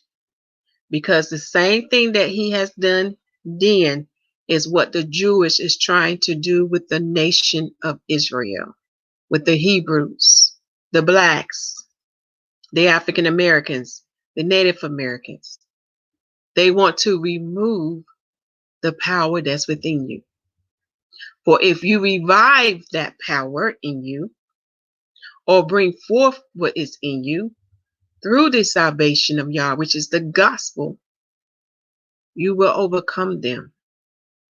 And it would be like a light shining on the lives. And they would feel ashamed of what they have done. Okay? Now let's keep reading. Verse 10. He knew that the gifts of the Spirit of God was pure and elevated feelings, and that they have been passed on from father to son since the days of Noah. Do y'all hear that, Israel? I want you to listen. You need to know what has been passed on to you, because you're not tapping into it, to bring forth what needs to be established in the earth. He also knew that such feelings, united with the priesthood of the Son of God, whose keys rested on Shem and his offspring, and active in the descendant of Japheth, would soon outstrip the spread of his reign beyond the land of Shinar. Now that paragraph you want to highlight, because now it's giving you the insight on what they feared from us. Okay? Because if you notice, anything we put our hands on, do not the other nation want to copy and do as we do? So just imagine if we would come under the order of the priesthood of Melchizedek, which is the gospel of the Messiah, and follow after the order of Enoch. Do you know what kind of effect, Israelites, we would have on the whole earth? Because this paragraph we're telling you right here, with this false one, with the anti-Messiah, and with his principality known as Satan, it would put them out of order. In other words, they would have no reign, no dominion, no power. And they couldn't enslave the children of men, the sons of Adam. They couldn't enslave them anymore. This is what they're trying to stop. This is why they want you to join with them, to unify with them. Okay? Because they want to put that power within you to an end. But you got to get connected to the Father and the Son and the Ruach Kadesh, who's the 7 eyes and 7 spirits of Yah, in order to bring forth what is in you. Okay. We also see here, because remember, all the sons of Noah was taught this thing. Now we see here that the keys rested on Shem and his offsprings. And we also see here is activated in the descendants of Japheth. Do you see what was taking place on them before Satan used Nimrod to remove that from most of the sons of Noah? We're gonna get further understanding of this. What take place? Okay. Verse 11. With this, he proposed that a school of wisdom, do y'all hear this now?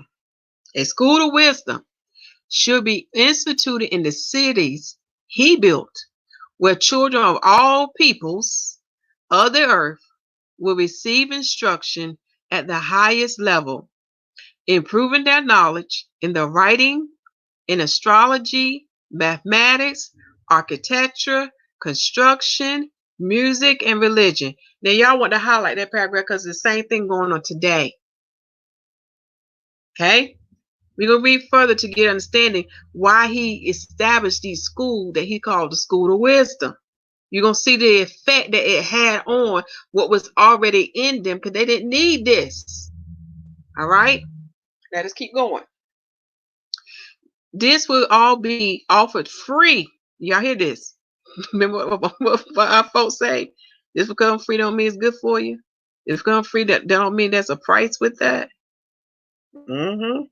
This will all be offered free to all peoples, where children will enjoy the best accommodations and food Nimrod had to offer. See, let me tell you about these children of Satan. They have a way of how to lure you. This is why the Messiah said in Matthew 19 to be perfect. If you give up those things that he asks us to give up from, you'll be set free. And you won't be so easily deceived by the children of Satan. And you won't fall for their traps of the things of this world. Okay? With this was drawn up a decree that was taken by his messengers to the four corners of the earth. See, even in that time, they were spread out through the four corners of the earth. Remember, all the lands were together until I think it was the son of Peleg. When he was born, that's when the lands began to separate. All right. Where there was a family residing, this family should be informed of the benevolence of Nimrod. Did they see? They see Nimrod was doing good things, good tidings. That's how they work. That's how the children of Satan get us. They come with us with good deeds, good intentions. But beware. We got to see what's in their heart and what spirit they had joined themselves to. Verse 13, the purpose, though it seemed noble, was clothed with priestcraft through of illusion and obscurity. The master priests, who were being prepared to teach the children brought by their fathers to this supposed school of wisdom, had as their guideline the nullifying of the gifts of the Spirit of God in their hearts, making them believe in the opposite of everything they have been taught by their parents before entering what the high priesthood of Marduk called among the children of men as being the doors of wisdom. Do y'all hear this? The same thing that happened then is happening now. They want to notify you. Do you hear me, Israel? Now, Gentiles, y'all have these gifts too, but I'm speaking to Israel right now because when you look at Daniel chapter 12, verse 7, it said the power of the holy people. And and the Father had a deeper plan why he scattered us. It was not only just a chastisement, but it was to bring the sons of Adam back unto him and unto the Son. But also notice what take place.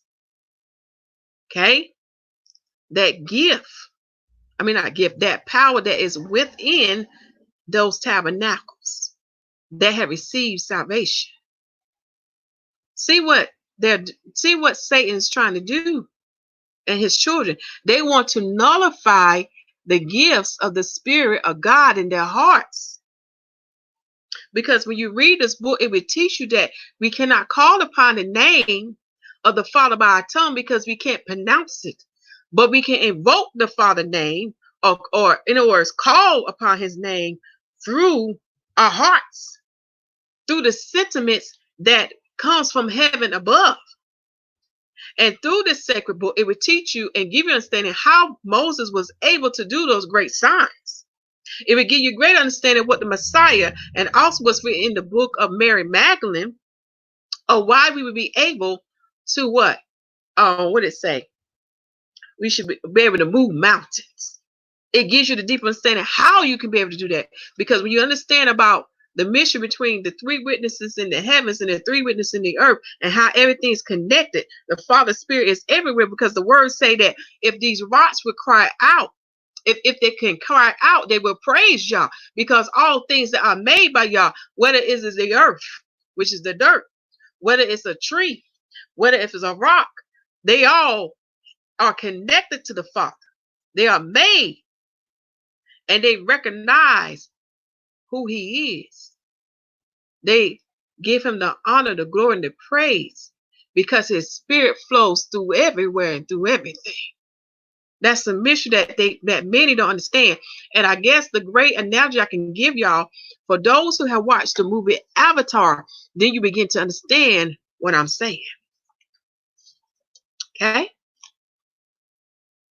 So just as in the days of Nimrod, he set up the school because his purpose was to nullify the gifts of the Spirit of God. And see, when you look at children, as the Bible say in the book of Deuteronomy, they have no knowledge between good and evil. Or they have no understanding between knowledge and good and evil. So we as parents, we had to teach them. But in the days of Noah, their parents was teaching them what was given unto Noah and how to tap into that power, into that Holy One that dwelt in your bowels. Okay? But when they went to the school taught against that and gave them the doctrines of men, which are the doctrines of Satan. And when the children begin to learn that, guess what happened? The power within them began to what? Ceased. It wasn't feeding it. They wasn't using it. You know what they say? If you don't use it, you'll lose it, right? That's what happened. Verse 14. The instructions were clear. Everything in that children believed infallibly will be attributed to the power of evil. So if one was to see their father use the gift of the Spirit to heal someone in the family, or even to attain miraculous help from the heavens, they would immediately rebuke their father and mother of such proceeding, claiming that they themselves were deceived in the beginning when their ancestors used magic and witchcraft to gain benefit from the spirit world. Now y'all want to highlight that. Let me read the next paragraph down. I want to come back to that because it relates to the dream that I had when I was telling you about the number 85. Okay? Verse 15. This mode of teaching was widely accepted among the peoples of the earth. And in a short time, the power and influence of the gifts from the Spirit of God ceased to exist in their fullness, in the feelings of men. Once again, their hearts was what? Contaminated by the precepts of men and poisoned by the spirit of Satan. Okay? So now you see what took place, what happened. See what they were originally taught through their children by going through this school that taught them the precepts of men, okay, which are the doctrines of Satan. These children was able to go back to their parents and tell them what they were doing was wrong, to convince them to believe a lie, to have them think that the things came from heaven was not of good, but of evil. Kind of remind you what's going on today, what they're doing to the Israelites who are awakening, who want to teach their children how to keep the covenant. But here you got the world come and say, no, you ain't got to do this no more. Do y'all hear what I'm saying? Then you have such religious institution coming at the Hebrews saying, no, they don't know what they're talking about. We ain't got to keep this no more. We ain't got to keep the new moon days. We don't have to keep the Sabbath days. We don't have to keep Peshat, which is Passover, Shavuot, which is Pentecost, Feast of Tabernacles, which is Sukkot. Do y'all hear this? Because of what these institutions, these schools of Satan has taught us. And because they have taught us these things, it has what? Contaminated and poisoned our hearts. So this is why we are dealing with the sentiments that comes from Satan, because what's been implanted in our hearts by the precepts of men. Okay? Let me go back to paragraph 14, because when I was talking about my dream, in my dream I was speaking tongues. The people that I saw with the assembly that I used to go to, just to fellowship with some of the holy days, in that dream, they didn't understand what I was doing, and they counted as witchcraft. Okay? So the Father let me know that the gift that he gave unto me, because for me, I speak the unknown tongue. So the tongue I speak, I would have to have an interpreter. He let me know that comes from him. from heaven above and not from Satan. Okay? And just to give you some clarification, what I'm saying, my tongue don't sound like what you hear others who speak tongues. It is very different. But the Father gave me assurance through a dream and letting me know it comes from Him. Okay? Okay. So take this time. You probably want to take this time, pause your screen, but we're going to go and read verse 16. Let's see. I think this might be the last one. Yeah, this is the last paragraph here.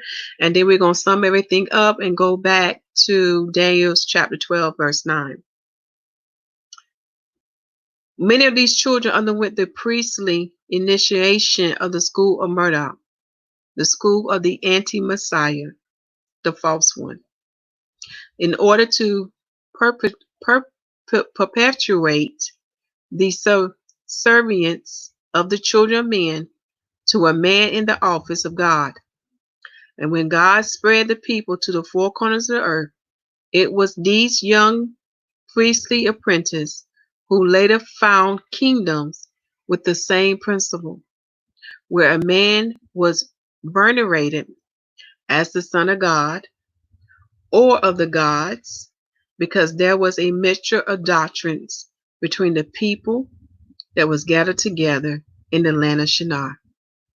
So now we got the history on what has taken place and why we see today, such as our brethren, whether they are famous or not, why they are mixing the doctrines of Yah with the doctrines of men.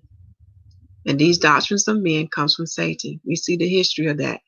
And before they had taken Canon's video down, I know I was watching another video that got part of it. I began to see how he was doing that with Professor Griffin, how they were just mixing the Father's truth with false doctrines. And that's what I say. How can you know sacred things but be so far from the Father? And this is how. And let us go back to Daniel chapter 12. The power of the holy people is Yahushua HaMashiach. He is that holy seed, that promised descendant that was preached since the beginning in the days of Adam. Okay? And once you reject him, you are setting yourself up to be, what's the word I'm looking for? You are setting yourself up where you cannot resist the wiles of the devil. And Satan will have his way with you and lead you astray from the Father and the Son and the Holy Spirit. He shall lead you astray from them. And this is how you come to believe so many other doctrines. Okay? And this is why when they had that interview with Nick Cannon and Professor Griffin, how they was going here and there everywhere. And it made no common sense. Well, it made no heavenly sense, in other words. Okay? So we can fully see that taking place. Okay? And we can see the reason behind that. And the reason is Satan is really trying to discredit the gospel, the pure gospel in this form, to make man think there is no truth to it at all. Okay? Because he is setting people in place who have platforms or who are famous to tear it down, in order to tear the pure form of the gospel down. So when people look at them, they just going what? Shrug their shoulders and say, ain't nothing to this thing. This stuff ain't real. This stuff ain't true. Okay? But this is where, what's the word I'm looking for, y'all? I'm looking for, trying to think. This is where the wisdom of Yah come in for those who do not reject the word, but receive the word in its fullness.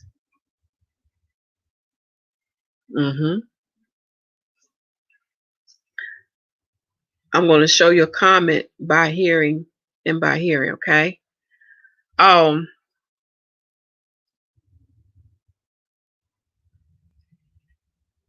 Because they cut themselves off from the Messiah.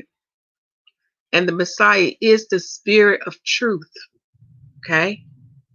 He is that living word. It's not just the words on the paper. He is the living word, okay?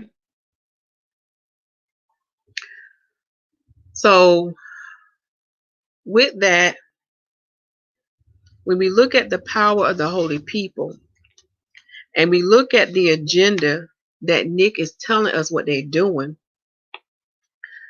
by causing us to join the synagogue of Satan. Do you hear me, Hebrew Israelites? By you joining yourself to them, what they are doing, they want to put an end to that power that is in you for the ones who have received the salvation, for the ones who understand the pure gospel, the true gospel. They want to put an end to that. Because if they can put an end to it, they can what? Reign and continue as they are. That's what they think. All right? Okay?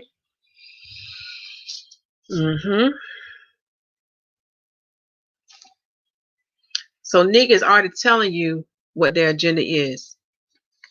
They want us to assimilate to them.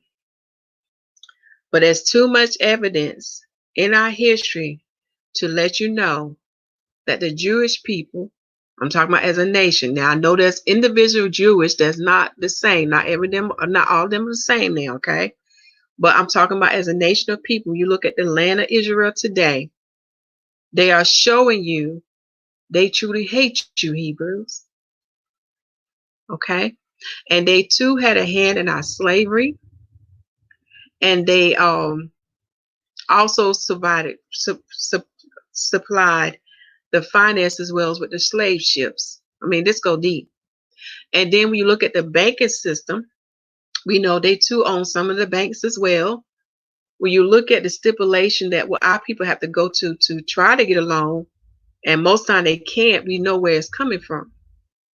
The same thing in Hollywood. We look at how some of them to have to make a certain amount of money or to receive certain jobs or certain parts, they basically have to sell out. In other words, assimilate.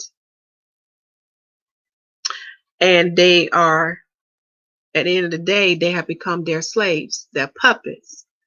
And you can see it on their face. You can tell, like, it's like they have a heavy burden upon them.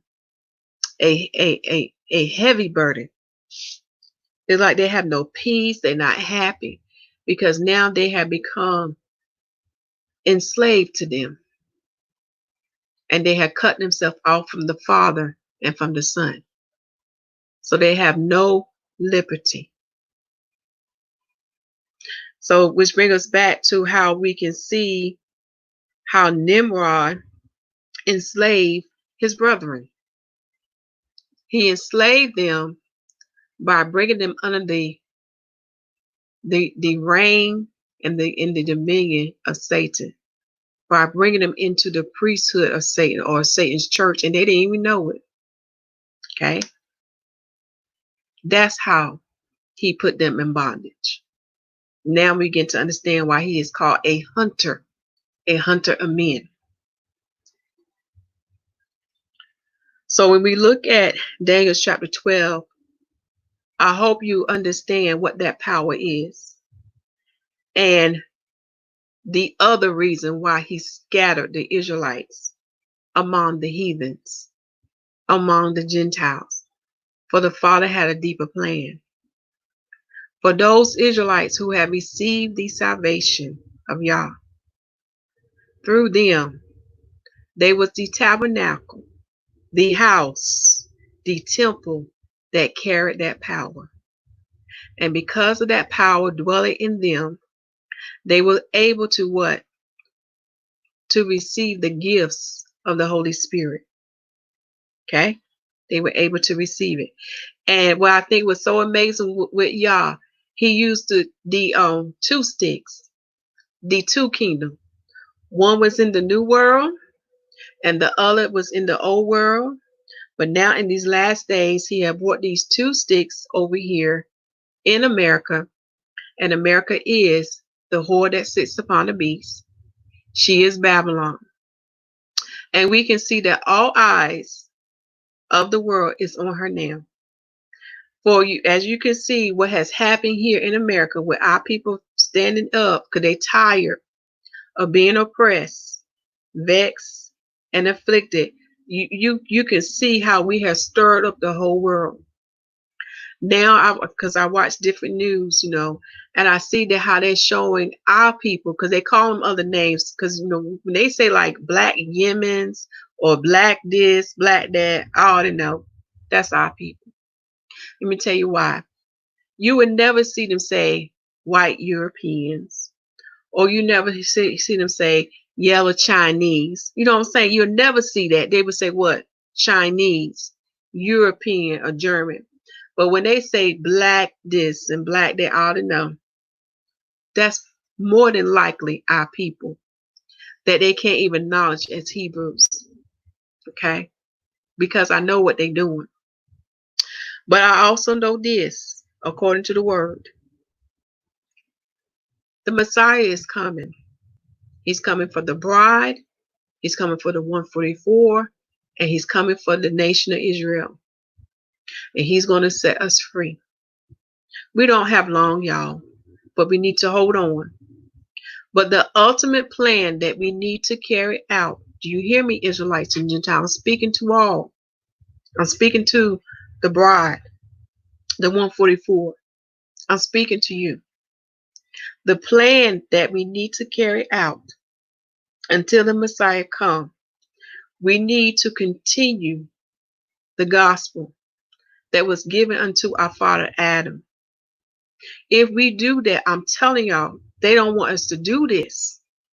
That is the true thing that will unite us.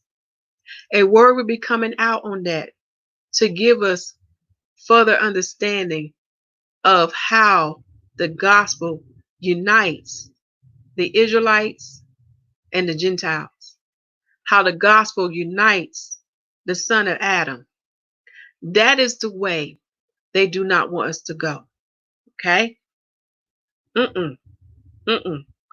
Satan have his own way of uniting all people. But it's not going to work. It's not going to last. See, the Father has a better way that will unite Israelites and the son of Adam. That is the thing they do not want us to do. Because if we unite in the true gospel and through the Comforter, he shall teach us all things through his spirit. Okay? And through his spirit, it shall give you the understanding and the knowledge and the wisdom on how to tap in that power. And once you tap in that power of Yah, because the Messiah said this, that we shall do greater things than him. We shall have these gifts that we shall perform in the earth.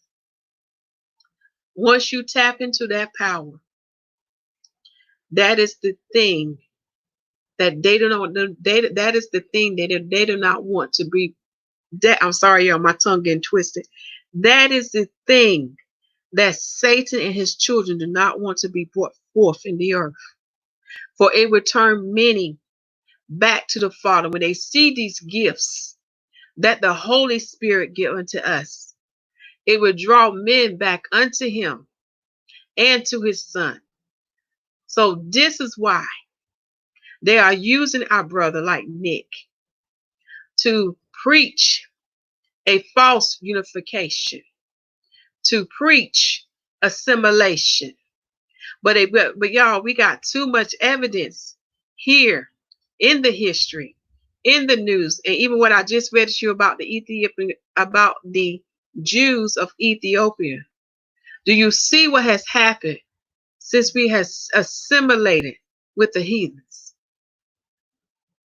We are oppressed, vexed, and afflicted We have no peace.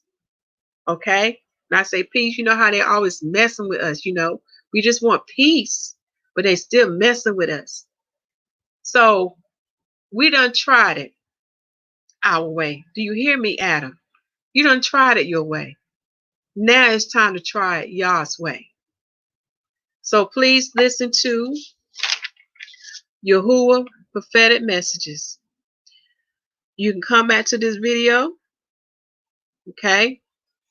Come back to this video channel. To this video post. Either click on the video description box or the pinned comment section and read Yahuwah prophetic message. He has given you instructions, Israelites, what he wants you to do.